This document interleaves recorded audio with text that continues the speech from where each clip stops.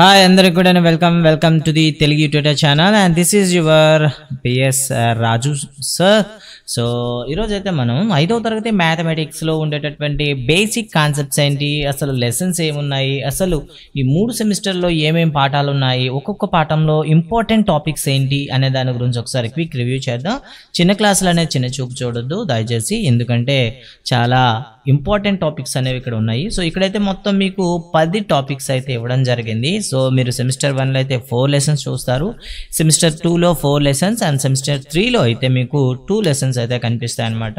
So ఇప్పుడైతే మనం semester 1లో ఉండేటటువంటి గుర్తుకు తెచ్చుకుందాం. సో ఇది రిమిడియల్ క్లాసెస్ అనమాట అంటాం. సో అంటే దాన్ని ఏమంటాం, గతంలో నేర్చుకున్న వాటిని గుర్తుకు తెచ్చుకునే టాపిక్ అనమాట. ఇక్కడ అన్ని కాన్సెప్ట్స్ కూడాను షార్ట్గా ఇవ్వడం జరుగుతుంది. ఒకసారి లెసన్లో ఏమి ఇచ్చాడో ఒకసారి చూద్దాం. లెసన్లో చూసుకున్నట్లయితే గుర్తుకు తెచ్చుకుందాం అనే టైటిల్ అయితే మీకు ఇలా కనిపిస్తుంది. సో సాయి 5వ తరగతి చదువుతున్నాడు, అతని చెల్లెలు వల్లి 3వ తరగతి చదువుతుంది. వేసవి సెలవులో నాగయ్య తాతతో కలిసి బెంగళూరు వెళ్దాం అనుకున్నారు. వాళ్ళు బయలుదేరిన విజయవాడ రైల్వే స్టేషన్కి చేరుకున్నారంటూ ఒక కథ అయితే స్టార్ట్ అవుతుంది. సో ఇక్కడ పరిశీలనకు సంబంధించి ప్లాట్ఫామ్ నెంబర్ ఎంత, అదేవిధంగా బెంచీపై ఎంతమంది మనుషులు ఉన్నారు, రైలు వచ్చేసరికి సమయం ఎంత అయింది, ఇలాంటి ప్రశ్నలు అయితే ఉన్నాయి. సో వారు 1వ నెంబర్ ప్లాట్ఫామ్ వెళ్ళగానే వారు ఎక్కాల్సిన బండి 30 నిమిషాలు ఆలస్యంగా వస్తుందని ప్రకటించబడింది. అందుకని సాయి వల్లి నాగలు విశ్రాంతి గదిలోకి వెళ్ళిపోయారు. ఆ గదిలో వారు ట్రైన్ నెంబరు, ట్రైన్ పేరు, ప్లాట్ఫామ్ నెంబర్ అని చూస్తున్నారనమాట. సో బయట నుండి ట్రైన్ కూడా కనిపిస్తూ ఉంది. ఇక తర్వాత చూసినట్లయితే ఇక్కడ చూడండి ఒకసారి, సంఖ్యలను విస్తరణ రూపంలో రాయడం గురించి అయితే ఇక్కడ ఇవ్వడం జరిగిందనమాట. సమాచార బోర్డులో, ఇన్ఫర్మేషన్ బోర్డులో ఎన్ని ట్రైన్లు కనిపిస్తున్నాయి, Hatia super fast express train సంఖ్య ఎంత, ఇలాంటివి ఉన్నాయన్నమాట. సో నిజానికి ఇవి మనకి ఎగ్జామ్ పాయింట్ ఆఫ్ వ్యూ ఏం కాదు, వాళ్ళని గుర్తుకు తెచ్చుకోవడానికి విస్తరణ రూపంలో రాసే విధానం గురించి ఇక్కడ పరిచయం చేశారనమాట. 12,800 3 10 6 1 అంటూ 12,836 అనేది అక్కడ ట్రైన్ నెంబర్ అనమాట. సో దాన్ని విస్తరణ రూపంలో రాసే పద్ధతి చెప్పారనమాట. తర్వాత పిల్లలకు సంబంధించిన ఎక్సర్సైజ్ చూసినట్లయితే క్రింది ఇచ్చిన సంఖ్యలను అక్షరాల్లో రాయండి అంటూ ఇవ్వడం జరిగింది. కొన్ని విస్తరణ రూపంలో రాయమన్నారు, కింద అంకెల స్థాన విలువలను రాయమన్నారు. ఇంకా చూస్తారు కదా, కింద ఇచ్చిన సంఖ్యలు 6 యొక్క స్థాన విలువలు రాయండి అన్నారనమాట. అంటే 1వ 6 ఇక్కడ చూడండి, 266లో 1వ 6 అయితే 10ల స్థానంలో ఉంది కాబట్టి 60, 2వ 6 1ల స్థానంలో ఉంది కాబట్టి 6. ఇలా రెండో ప్రశ్న చూస్తే 606 అనమాట. ఈ విధంగా ఇవ్వడం జరిగింది. తర్వాత ప్రిడిసర్ అండ్ సక్సెసర్ అండి, ముందున్న సంఖ్య ఎంత, తర్వాత ఉన్న సంఖ్య గురించి కూడా ఇక్కడ పరిచయం చేశారనమాట. 9కు ముందున్న సంఖ్య 8, తర్వాత ఉన్న సంఖ్య 10. ఇలా మనకి ముందున్న సంఖ్యలు తర్వాత సంఖ్యలు రాయమన్నారు. తర్వాత ఇక్కడ అన్ని పట్టికను గుర్తించండి. ఇక్కడ మనకి ఎస్ అండి, ఎగ్జామ్ పాయింట్ ఆఫ్ వ్యూలో ఛాన్సెస్ ఉండేటటువంటి క్వశ్చన్ అయితే ఇక్కడ మనకు ఒకటి ఉంది. ఇక్కడ మీరు చూసినట్లయితే ఒక అంకెలో చిన్న సంఖ్య 1, పెద్ద సంఖ్య 9, 2 అంకెల చిన్న సంఖ్య అయితే మనకు 10, పెద్దదైతే 99.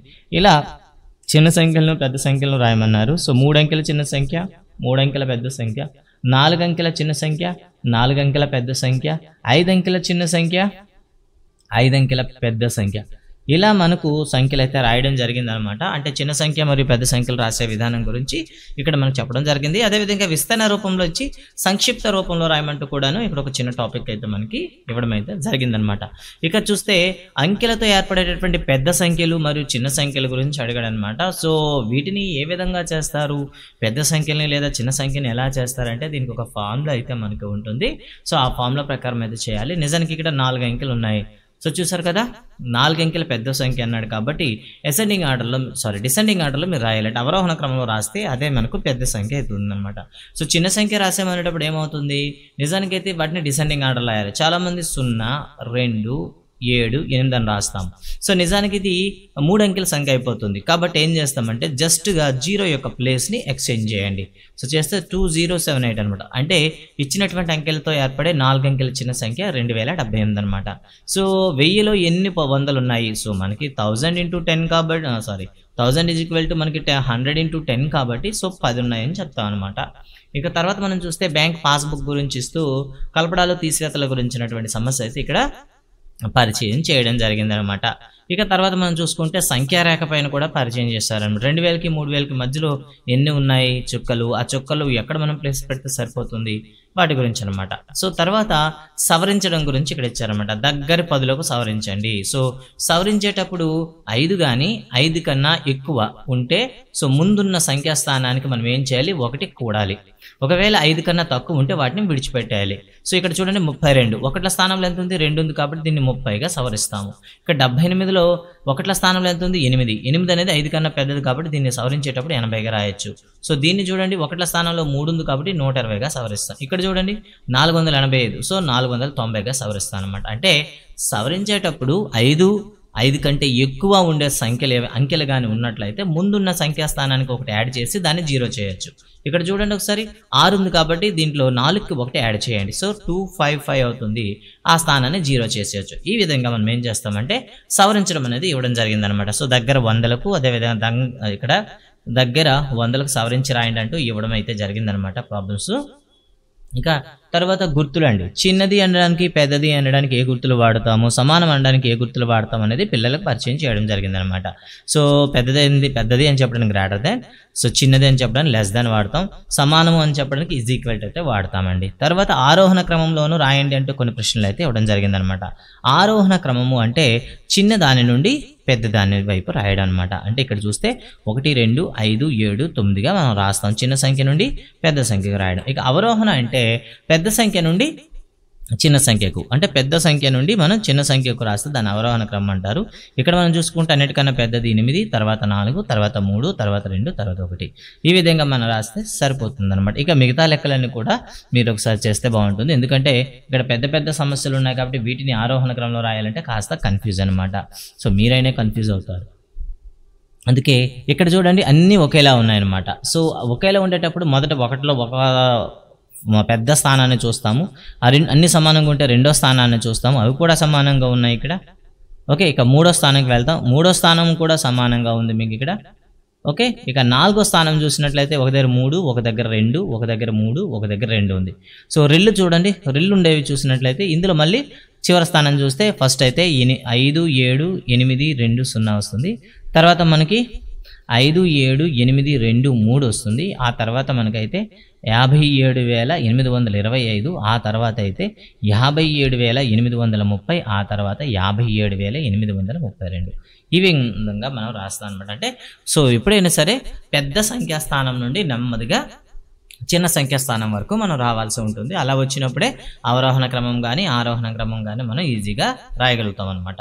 ఇక తర్వాత చూసినట్లయితే జమా ఖర్చుల గురించి ఒక మాట అయితే ఇవ్వడం జరిగింది. ఖర్చు అనేది ఇప్పుడు తీసివేయాలి, జమ అనేది ఇప్పుడు కూడా మనం కలపాలన్నమాట. దానికి సంబంధించినటువంటి ప్రశ్నలు అయితే ఇక్కడ ఇచ్చారనమాట కలపడానికి సంబంధించి.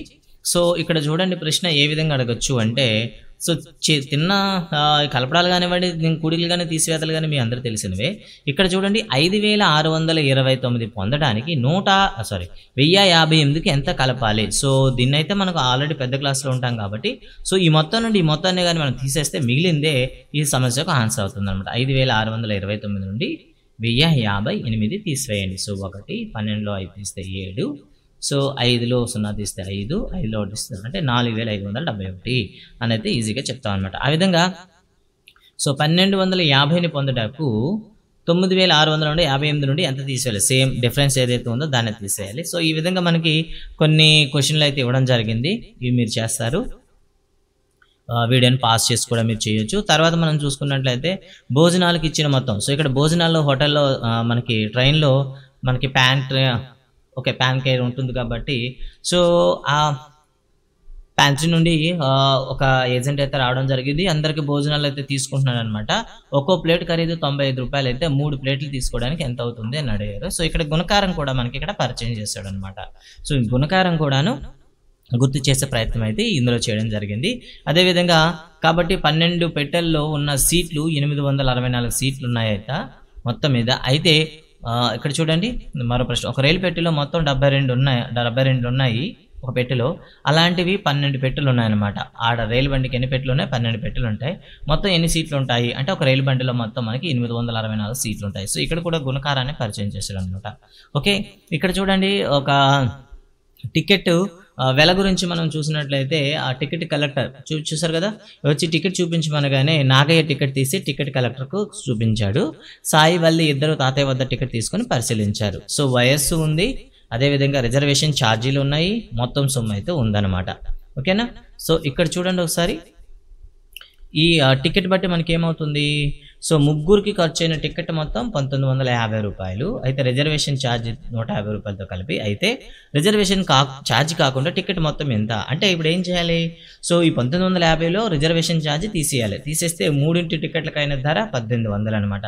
సో ముగ్గురికి 1800 అంటే ఒక్కొక్కరికి ఎంత వస్తుంది? ఈజీగా మనం చెప్పేయచ్చు అనమాట.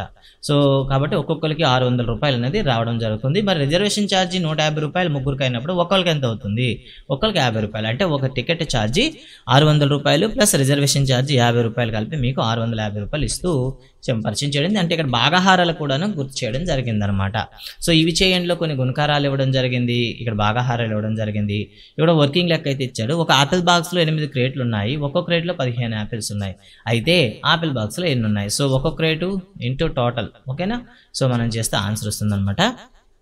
రెండు సంఖ్యల లబ్ధం 560, అందులో ఒకటి 10 అయితే రెండో సంఖ్య ఏది? ఇక్కడ మనం చేయాల్సింది భాగాహారం. So 560 divided by 10. సో ఈ విధంగా టెక్స్ట్ బుక్లో కొన్ని ప్రాబ్లమ్స్ అయితే మనకి ఇవ్వడం జరిగింది, వాటి ఎక్స్ప్లెనేషన్ కూడా ఇవ్వడం జరిగింది. సో అంతేకాకుండా భిన్నాలు కూడాను, అంటే 4th క్లాస్లో మనకి భిన్నాలు ఉంటాయి కదా, భిన్నాలను కూడా పరిచయం చేయడం అనేది ఇక్కడ జరిగిందనమాట.